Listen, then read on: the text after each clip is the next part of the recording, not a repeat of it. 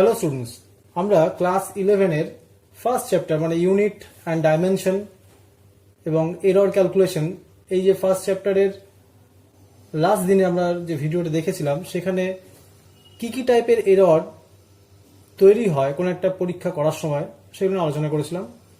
আজকে আমরা ওই সমস্ত পরীক্ষালব্ধ ফলে বা মেজার্ড ভ্যালুতে যে এররগুলো ইন্ট্রোডিউস হয় সেগুলোকে মেজার করব বা তার ম্যাথামেটিক্যাল ট্রিটমেন্ট করব বা এরর অ্যানালাইসিস করব।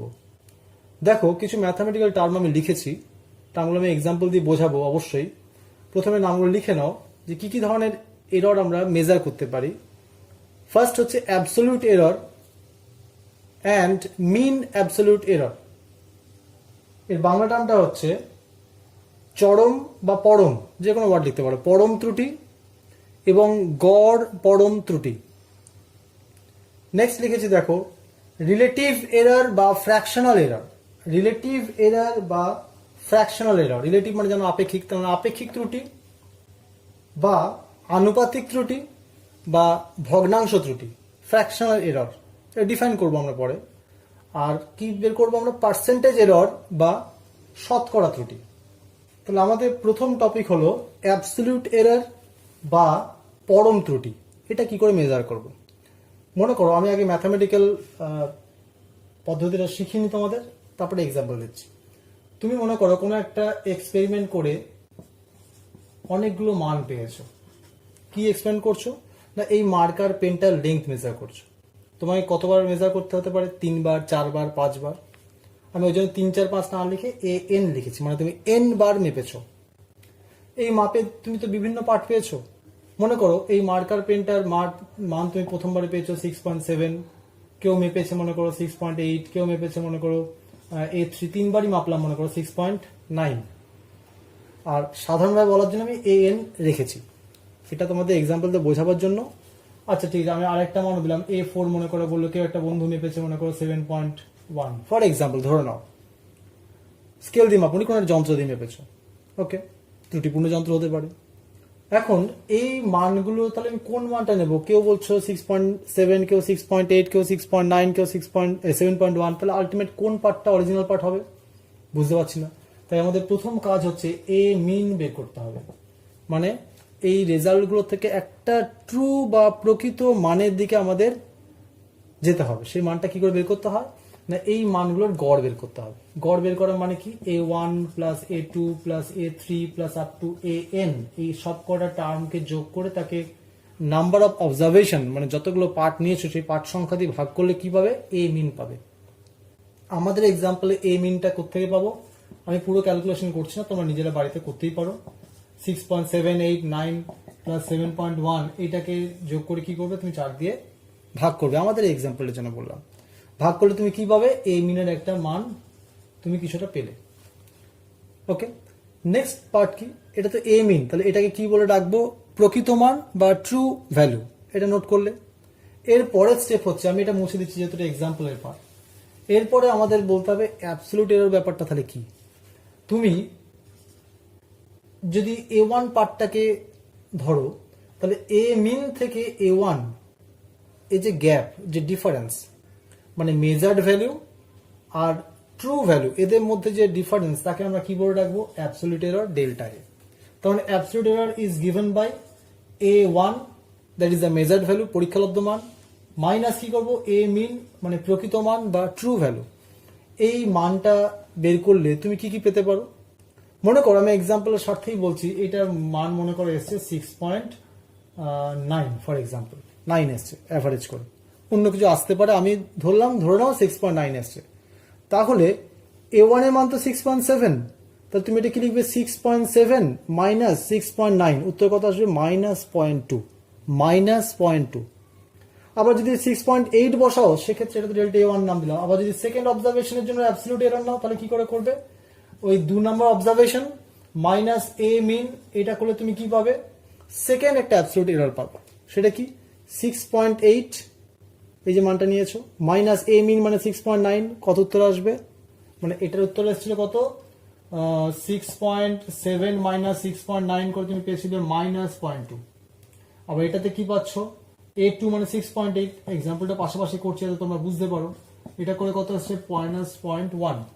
এবার এরকম ভাবে তুমি চালিয়ে যাও, যতগুলো অবজারভেশন নিয়েছো তুমি সব করার জন্য এরকম করে বের করবে।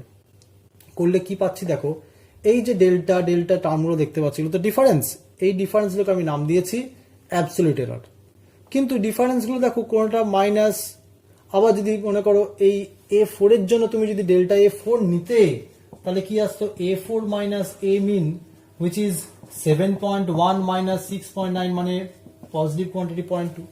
কিন্তু দেখো এই অ্যাবসলিউট এররগুলোকে অ্যাবসলিউট কেন বলা হচ্ছে, আমরা এই মাইনাস কোয়ান্টিটিগুলোকে নেব না, আমরা শুধুমাত্র তার মান নেব। মান নেওয়া মানে কি, এর ম্যাগনিটিউড নেব, মডিউলাস নেব, মানে অ্যাবসলিউট ভ্যালুটাকে নেব। অর্থাৎ আমার একটাই কথা এখান থেকে বেরিয়ে আসছে যে এই অ্যাবসলিউট এররগুলো সবসময় কি কোয়ান্টিটি হবে, পজিটিভ কোয়ান্টিটি হবে, এর মধ্যে কোনো নেগেটিভিটি ব্যাপার নেই।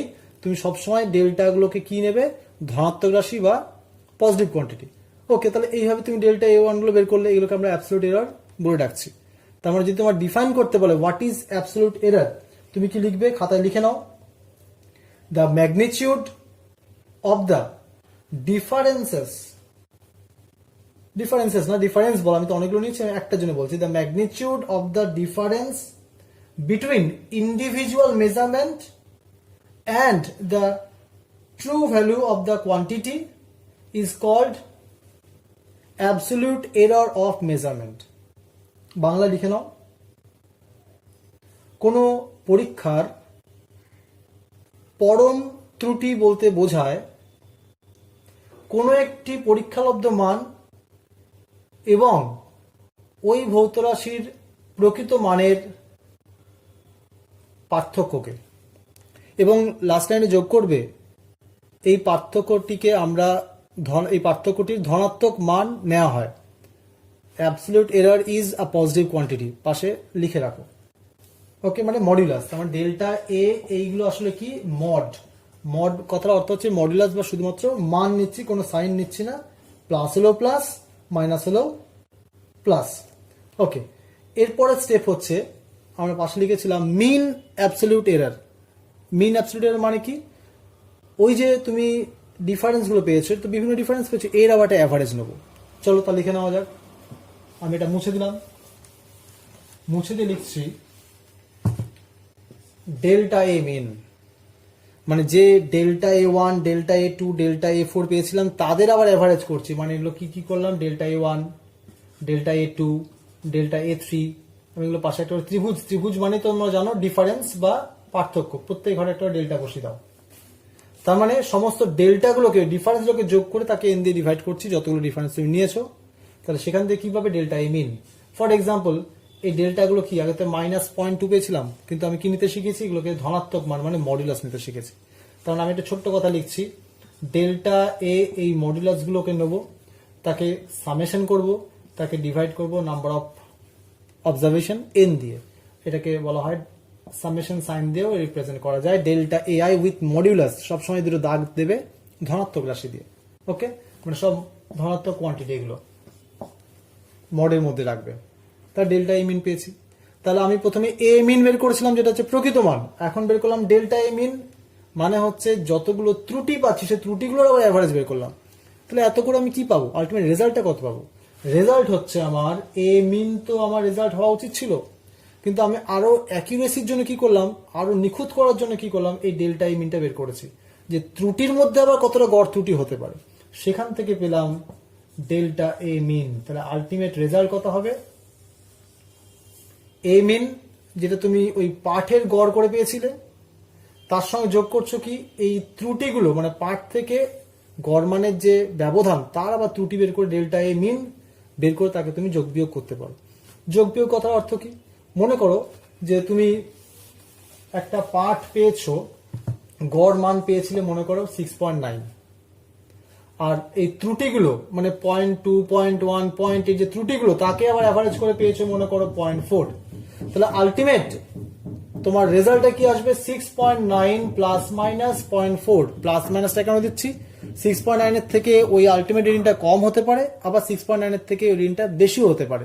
কতটা প্লাস মাইনাস হতে পারে এইটা, তার মানে আমার অ্যাকচুয়াল যে রিডিংটা এ সেটা কার কার মধ্যে থাকবে, ওই ডেল্টা ওই A mean plus delta A mean sorry এই মাইনাস এইটার থেকে সেটা বড় হবে, এবং এ মিন প্লাস ডেল্টা এ মিন এর থেকে সেটা কম হবে। তাহলে আলটিমেট কি বলতে চাইছি, এর ভ্যালুটা এই দুটো মানের মধ্যে থাকবে, তার মানে এত কিছু তো লেখা হয় না, এইভাবে লিখে রাখা হয়। ওকে, তাহলে এই প্লাস মাইনাস কথা অর্থটা কি না, এর থেকে বেশি হতে পারে কম হতে পারে, আর এটা তার প্রকৃত মান বা ট্রু ভ্যালু। এর পরের মেজারমেন্ট হচ্ছে রিলেটিভ এরার বা ফ্র্যাকশনাল এরার বা আনুপাতিক ত্রুটি বা ভগ্নাংশ ত্রুটি। এই একটা নামে রাখলাম, আমি একটা ভাষাতে লিখেছি, বাকি ভাষাগুলো মুখে বললাম, খাতায় নোট করো। রিলেটিভ এরার এটা ডিফাইন করবো কি করে, ওই যে তুমি ডেল্টা এ মিন পেয়েছো, ওই ডেল্টা এ মিনকে ডিভাইড করছো তার প্রকৃত মান বা ট্রু ভ্যালু দিয়ে, এ মিন দিয়ে ভাগ করছো, যেটা পাবে সেটাকে আমরা কি বলে রাখবো, রিলেটিভ এরার বা আনুপাতিক ত্রুটি। তাহলে ডেল্টা এ মিন বের করার পদ্ধতি শিখেছি, এ মিন সেটা বের করতে পেরেছি, এই দুটোকে ডিভাইড করলে কি পাবো, রিলেটিভ এরার বা আনুপাতিক ত্রুটি পেয়ে যাবো। আর তার লাস্টে নিচে ছিল পার্সেন্টেজ এরার, মনে করে দেখো 3 নাম্বার পয়েন্ট ছিল পার্সেন্টেজ এরার বা শতকরা ত্রুটি। শতকরা ত্রুটি কি করে করব, এই শতকরা ত্রুটি ইজ ইকুয়াল টু লিখবো, তুমি যে delta A mean divided by A mean পেয়েছো, তাকে 100% দিয়ে মাল্টিপ্লাই করলেই উত্তর বেরিয়ে যাবে পার্সেন্টেজ এরার। এগুলো তোমরা ক্লাস 9-10 অঙ্কে হয়তো শতকরা ত্রুটি কোনো কোনো ক্ষেত্রে বের করেও থাকতে পারো। এবার আমরা এই যে কাজগুলো করলাম, মানে অ্যাবসলিউট এরর, মিন এরর, তারপর তোমার পার্সেন্টেজ এরর, রিলেটিভ এরর যে করতে হয়, একটা এক্সাম্পল দিয়ে পুরো কাজটা করে দেখাই। চলো, মনে করো তুমি একটা স্টপ ওয়াচ নিয়েছো আর একটা পেন্ডুলাম, মানে একটা সুতোর সাহায্যে একটা পেন্ডুলাম মানে একটা বলকে তুমি ঝুলিয়ে দিয়েছো, নিয়ে ওটাকে অসিলেট করতে দিয়েছো, করে ওটা টাইম পিরিয়ড বা পর্যায়কাল বের করা একটা পরীক্ষা তুমি করছো হাতে স্টপ ওয়াচ নিয়ে। আলটিমেট দেখলে তুমি 5 বার পার্ট নিয়েছো। প্রথমবার তোমার টাইম পিরিয়ড অফ অসিলেশন বেরিয়েছে 2.80, দ্বিতীয়বার 2.42, তারপর 2.56, তারপর 2.71, তারপর 2.63, এই 5টা পার্ট তুমি পেয়েছো। তাহলে এই যে পার্টটা পেলাম, এই পার্টের মিন ভ্যালু কত হবে? তাহলে ফার্স্ট কাজ কি, mean of the observation, mean value বের করছি, অথবা এটাকে কি বলে রাখছিলাম, প্রকৃত মান, বাংলা লিখবো প্রকৃত মান বা ট্রু ভ্যালু বা মিন ভ্যালু। সেটা কি আসবে, টি। আমি আর টি মিন লিখলাম না, আচ্ছা তোমাদের সাথে টি মিন লিখলাম যাতে তোমরা বুঝতে পারো। টি মিন কত লিখবো তাহলে, ওই T1 plus T2 plus T3 plus T4 plus T5 করে কটা পার্ট, 5টা পার্ট নিচ্ছি, মানে 5 দিয়ে ডিভাইড করে দেবো। তার ফার্স্ট কাজ কি, আমি পুরো লিখছি না, তুমি খাতায় লিখবে 2.80 2.42 প্লাস করে করে তুমি 5টা পার্ট লিখে নাও, লিখে 5 দিয়ে ডিভাইড করো। ডিভাইড করে আমি যেহেতু অঙ্কটা আগে থেকে করে রেখে দিয়েছি, আমি উত্তরটা পাবো 2.624 সেকেন্ড, এটা তুমি পাবে। কিন্তু একটা জিনিস চিন্তা করে দেখো, আমাদের যে প্রত্যেকটা পার্ট আছে সেগুলো কটা করে ফিগার আছে, দশমিকের পর 2টো করে ডেসিমেল আছে, মানে পয়েন্টের পর 2 ডেসিমেল পর্যন্ত আমরা মাপতে পারি। তাহলে 2.624 আমরা তো রাখতে পারবো না, এটাকে আমাদের কিসে কনভার্ট করতে হবে, 2 ডিজিট পর্যন্ত নেবো এটাকে, তার মানে 2.62 সেকেন্ড। তোমরা তো জানো কিভাবে রাউন্ড অফ করতে হয়, এটা যদি 4 5-এর থেকে কম আছে তাই আগেরটা আনচেঞ্জ থাকবে 2.62। এটা দশমিকের পর 2টো সিগনিফিকেন্ট ফিগার নিয়েছি, আর মোট সিগনিফিকেন্ট ফিগার কত আছে, 3টে আছে। ওকে, এরপরে এটা কেন করলাম না, এর যেহেতু লিস্ট কাউন্ট হচ্ছে, ওই ঘড়িটার লিস্ট কাউন্ট হচ্ছে 0.01 সেকেন্ড, ওই জন্য 3 ঘর মাপতে পারি না, তাই এই ঘরটাকে আমরা বন্ধ করে দিলাম। তারপরে স্টেপ কি শিখেছিলাম, ডেল্টা টি গুলো বের করতে হবে, তার মানে অ্যাবসলিউট এরর বের করবো। তো অ্যাবসলিউট এরর কটা পাবো, 5টা পাবো। ডেল্টা টি 1 বের করি প্রথমে, 2.80 দেওয়া আছে, 2.80 মাইনাস 2.62 করে তুমি কি পাবে, 0.18 সেকেন্ড। তারপর ডেল্টা টি 2 কত হবে, 2.42 সেকেন্ড অবজারভেশন, 2.42 মাইনাস 2.62 করে কত পাবে, মাইনাস 0.20 সেকেন্ড। এরকম করে তুমি কটা অ্যাবসলিউট এরর বের করতে পারবে, 5টা। তার মানে প্রত্যেকটা যে ভ্যালু দিয়েছি এই 5টা ভ্যালু থেকে তুমি কি করবে, ওই মিন ভ্যালু 2.62টাকে মাইনাস করবে, মাইনাস করে তুমি প্রত্যেকটা কি পাবে, এরকম করে ডেল্টা টি গুলো বের করবে। তোমরা নিজেরা ডেল্টা টি গুলো বের করে দেখো, আমার অঙ্কটা আগে থেকে করা আছে বলে আমি সবকটা মান জেনে বুঝে বসিয়ে দিচ্ছি, তোমরা কিন্তু খাতায় নিজেরা করে করে দেখো, ডেল্টা T3 কত হয়, ডেল্টা T4 কত হয়, ডেল্টা T5 কত হয়, নিজেরা করে দেখো। ওকে, এর পরের স্টেপ কি, এর পরের স্টেপ হচ্ছে, এটা কিন্তু মাথা রাখবে, টি মিনের ভ্যালু 2.62 সেকেন্ড এসছিল, এটা কিন্তু তোমরা খেয়াল রেখো। ওকে, এরপর আমরা কি করব, এই যে মিন অ্যাবসলিউট এরর গুলো পেয়েছি, এই অ্যাবসলিউট এরর গুলো আবার মিন নেব, তার মানে ডেল্টা টি গুলোর মিন নেব। তা ডেল্টা টি গুলো মিন নিচ্ছি মানে ডেল্টা টি ওয়ান, ডেল্টা টি টু এই সব কটা ভ্যালু যোগ করব। কিন্তু আমাদের কি শিখেছি যে ডেল্টা টি টু যেমন নেগেটিভ, এর তো নেগেটিভ নিতে পারবো না, আমাদের কি করতে হবে ডেল্টা টি ওয়ান এর ধনাত্মক মান নিতে হবে, ডেল্টা টি টু এটা ধনাত্মক মান নেবো। এরকম করে কটা ধনাত্মক মান পাবো, ডেল্টা টি 5 পর্যন্ত যাব, তাকে ডিভাইড করবো কত দিয়ে, 5 দিয়ে। তোমরা এই সব কটা মানে 0.18 প্লাস 0.20, মাইনাস করবে না কিন্তু, তাহলে ভুল হয়ে যাবে, সব কটা প্লাস রাখতে হবে, করে আলটিমেট তুমি পাবে 0.11 সেকেন্ড। নিজেরা করে দেখো, যদি ভুল হয় বা আমার যদি ভুল হয় তাহলে তোমরা কমেন্টে জানিও যে স্যার আপনি ভুল করেছিলেন, এটা আসছে না আমাদের, জানাবে তোমরা। ওকে, তাহলে ডেল্টা টি মিনটা বের করলাম 0.11 সেকেন্ড। তাহলে আমাদের আলটিমেট পার্ট কত হবে? আলটিমেট পার্ট আমরা কি শিখেছি, টি মিন প্লাস মাইনাস ডেল্টা টি মিন, এটাই হবে আমাদের আলটিমেট পার্ট। তাহলে টি মিন আমরা কত পেয়েছিলাম একটু মনে করে দেখো, 2.62 সেকেন্ড পেয়েছিলাম, আর plus minus delta T mean কত পেয়েছি, 0.11 সেকেন্ড। তার মানে আমাদের যে পার্ট বেরিয়ে আসছে সেই পার্টটা লাই করছে কার মধ্যে, 2.62 প্লাস 0.11 থেকে 2.62 মাইনাস 0.11 এর মধ্যে। তার মানে এই লাই করছে 2.73, আর এদিকে আসবে তোমার 2.51। তাহলে টি এর ভ্যালু কত হবে, 2.51 সেকেন্ডের থেকে বেশি আর 2.73 সেকেন্ডের থেকে কম। অর্থাৎ time period of oscillation of the simple pendulum lies between 2.73 second and 2.51 second.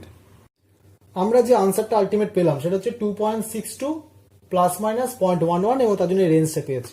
একটু ভালো করে চিন্তা করে দেখো, তোমরা তো সিগনিফিকেন্ট ফিগারে ভিডিওটা দেখেছো, ওখানে তোমাদের কনসেপ্টটা কিছুটা সার্থক সংখ্যা কনসেপ্ট তোমরা পেয়েছো। একটু ভালো করে চিন্তা করো, এখানে ফার্স্ট প্লেসটা হচ্ছে 2, এটাতেও 2, তার মানে এই প্লেসটাতে কোনো আনসার্টেনটি নেই, এটুকু সার্টেন। কিন্তু আনসার্টেনটি স্টার্ট হয়ে গেল কোথায়, পয়েন্টের পরে ফার্স্ট ডেসিমেলে 7 আছে, এখানে 5 আছে। তার মানে পয়েন্টের পর যে ফার্স্ট ডেসিমেলটা, এটা 5 থেকে 7 এর মধ্যে যে কোনো ভ্যালু হতে পারে। তার মানে এটাই হচ্ছে আমার ফার্স্ট আনসার্টেন ডিজিট, তাহলে আমার পরের ডিজিটটা নেওয়া দরকার নেই। আর আমরা সার্থক সংখ্যা আমরা ডিফাইন করেছিলাম, তোমাদের মনে আছে, তার সংখ্যাটা কটা হয়, মানে কটা সিগনিফিকেন্ট ফিগার থাকে, সেটা কি শিখেছিলাম, যে সংখ্যাগুলো নিশ্চিত এবং কটা নিশ্চিত আছে, এখানে একটা নিশ্চিত আছে, এবং তার সঙ্গে যোগ করতে হবে ফার্স্ট অনিশ্চিত কটা আছে। তার এরপরেই অনিশ্চিত এখানটাতে আছে, দেখো সেকেন্ড প্লেস। তার মানে কটা ডিজিট হলো, 1 + 1 2, তার মানে 3 বা 1 এসব নেওয়ার দরকার নেই। অর্থাৎ আমি বলতে পারি যদি দুটো সিগনিফিকেন্ট ফিগার থেকে থাকে, তাহলে আর এই 2.62 না লিখে আমি কি লিখবো, এটাকে রাউন্ড অফ করলাম 2.6 প্লাস মাইনাস 0.1 সেকেন্ড। এটা হচ্ছে আমার আলটিমেট মোস্ট কারেক্ট আনসার। আর এই আনসারের মধ্যে এই 2.6টা এটা কাকে রিপ্রেজেন্ট করছে, তুমি পেয়েছিলে টি মিন, আর এটা কাকে রিপ্রেজেন্ট করছে, এটা করছে ডেল্টা টি মিন। তাহলে এখান থেকে তুমি বলো আমাকে রিলেটিভ এরার বা আনুপাতিক ত্রুটি বা আপেক্ষিক ত্রুটি, রিলেটিভ এরার, এটা তাহলে কত হবে, আমরা ডিফাইন করেছিলাম মনে আছে, ডেল্টা টি মিন, ভালো করে লিখবে, divide by T mean. Delta T mean কত আছে বলো, 0.1, আর টি মিন কত আছে 2.6, তাহলে এইটা আলটিমেট কত হলো 1/26। তাহলে এইটা তোমার আসবে 1/26 কি আসবে, রিলেটিভ এরর বা আনুপাতিক বা আপেক্ষিক ত্রুটি। আর যদি বলা হয় পার্সেন্টেজ এরর কত আসবে, তখন এটাও লিখে নাও, পার্সেন্টেজ এরর বানান করে লিখবে, শর্ট এভাবে লিখবে না। Percentage error is equal to কত লিখবো, delta T mean divided by T mean into 100%, মানে কত লিখবো, 0.1 ডিভাইডেড বাই 2.6 ইন্টু 100%। এটা করে যে তুমি উত্তরটা পাবে, মোটামুটি ধরো নাও 4% মতো আনসারটা তোমার আসবে। তাহলে এইভাবে আমরা যদি কোনো একটা এরকম ডেটা দিয়ে দেওয়া থাকে, সেখান থেকে তোমার কি কি বের করতে বলবে, অ্যাবসলিউট এরর বের করো, মিন অ্যাবসলিউট এরর বের করো, রিলেটিভ এরর বের করো, পার্সেন্টেজ এরর বের করো। সেখানে কিন্তু অবশ্যই সিগনিফিকেন্ট ফিগারের কনসেপ্টটা ওখানে ইউজ করতে হবে। ওকে, আচ্ছা, আমাদের আজকের ক্লাসটা এইটুকুই থাকলো, তোমরা এটা ভালো করে খাতায় লিখে নাও। আর এরর ক্যালকুলেশনের লাস্ট একটা পার্ট বাকি আছে, সেটা হচ্ছে কম্বিনেশন অফ এরর। মানে এখানে তো তুমি শুধুমাত্র একটা ভ্যারিয়েবল নিয়ে কাজ করছো। মনে করো তোমাকে একটা এক্সাম্পল দিচ্ছি, তাহলে পরের দিনের ভিডিওর টপিকটা তোমরা একটু আইডিয়া করতে পারবে। মনে করো তোমাকে এই প্লেটটার এরিয়া বের করতে বলেছি, তাহলে এই এরিয়াটা তো তোমার এই লেন্থ এবং ব্রেথ এই দুটোর মাল্টিপ্লাই করলে আসবে, মানে দৈর্ঘ্য ইন্টু প্রস্থ করলে তো এরিয়াটা আসে। তার মানে তুমি দৈর্ঘ্য মাপ থেকে কিছু ত্রুটি করবে, প্রস্থ মাপ থেকে ত্রুটি করবে, তাহলে এইখানে দুটো ভ্যারিয়েবলের ত্রুটি তো এখানে আইদার অ্যাড হবে বা গুণ হবে বা কিছু একটা হবে। তো তাহলে আলটিমেট এরিয়া মাপতে গিয়ে যখন তুমি ত্রুটিটা বের করছো বা এররটা বের করছো, তখন দৈর্ঘ্যের ত্রুটিটাও মাথায় রাখতে হবে, প্রস্থের ত্রুটিটাও মাথায় রাখতে হবে। তার মানে এগুলোকে বলা হয় কম্বিনেশন অফ এরার্স। মানে তুমি অনেকগুলো ফিজিক্যাল কোয়ান্টিটি দিয়ে যখন একটা ফিজিক্যাল কোয়ান্টিটি বের করো, ঠিক আছে, মনে করো তুমি বললে মনে করো ডেন্সিটি ইজ ইকুয়াল টু কত হয়, মাস বাই ভলিউম। এখানে মাস মেজার করতে ত্রুটি হতে পারে, ভলিউম মেজার করতে ত্রুটি হতে পারে। তাহলে যেখানে এরকম এররের কিছু কম্বিনেশন থাকবে, সেই ক্ষেত্রে কি করে এররটা বের করতে হয়, এইটা খুব ইম্পর্ট্যান্ট। এটা আমরা পরের ক্লাসে বা পরের ভিডিওতে আমরা দেখবো।